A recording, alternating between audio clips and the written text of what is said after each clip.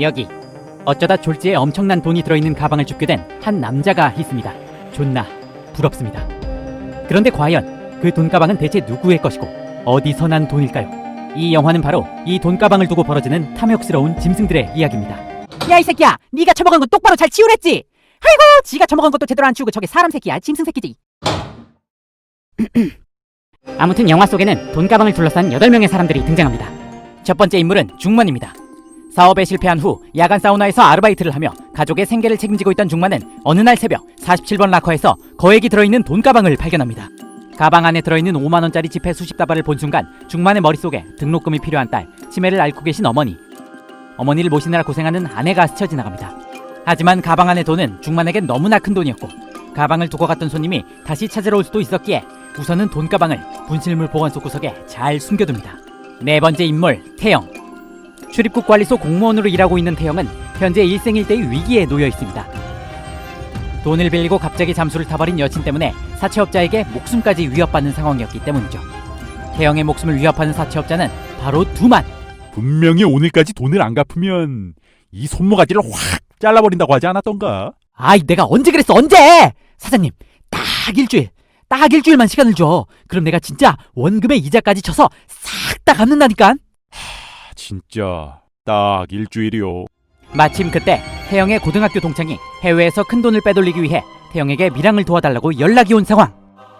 그래, 3일 후에 보자. 너무 걱정하지 말고. 고맙다 태영아, 진짜 고맙다. 고맙긴 임마, 친구끼리 돕고 살아야지. 너 신용카드는 절대 쓰면 안 된다. 알았어. 그럼 체크카드는? 당연히 안 되지 새끼야. 그럼 포켓몬카드는? 이런 미친 새. 태영은 좋은 마음으로 동창을 돕는 척하고 있지만 사실은 친한 동생인 붕어와 작당하고 동창의 돈을 가로챌 속셈입니다. 빚을 갚는 것은 물론 인생 역전까지 노리고 있었죠. 형님, 그럼 내 몫으로는 얼마 줄 거야? 7대3. 내가 7이지? 돌았냐? 에이, 인간적으로다가 6대4는 해야지. 그래, 알았다. 근데 넌 내 얼굴에서 네 얼굴 안 보여? 9대1! 이런 씨. 여섯 번째 인물, 미란은 어마어마한 빚을 지게 되면서 행복했던 가정이 무너진 여자입니다. 빚을 갚기 위해 일하던 미란은 진태를 만나게 됩니다. 진태가 미란에게 반하게 되면서 둘은 점차 가까워지고 진태는 미란에게 자신과 새로운 삶을 살자는 제안을 하게 됩니다. 집에서 고민하던 미란은 갑자기 생명보험약관을 찾아보게 되는데 한편 고등학교 동창의 돈을 가로채려 했던 태영은 최악의 상황에 빠지게 됩니다. 동창과 만나기로 한 날 동창이 약속한 장소에 나타나지 않은 것이죠. 동창의 돈이 없으면 꼼짝없이 사채업자에게 목숨을 내놓아야 할 판이었습니다. 그런 절망적인 상황 속에서 하루 일과를 마치고 집으로 돌아온 태영은 전혀 예상치 못한 인물과 마주치게 됩니다.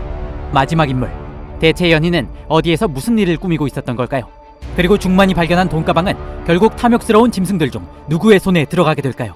하나의 돈가방을 두고 벌어지는 스릴 만점 범죄극, 영화 지푸라기라도 잡고 싶은 짐승들이었습니다. 마치 퍼즐이 끼워 맞춰지듯 흥미롭고 스릴 넘치는 전개 속에서 돈에 대한 인간의 탐욕을 엿볼 수 있는 범죄극을 좋아하는 분들이라면 만족할 수 있는 매력적인 작품입니다. 사실 저도 아까 길어서 2만원을 주웠는데요. 누가 뺏어가기 전에 빨리 치킨을 시켜 먹어야겠습니다.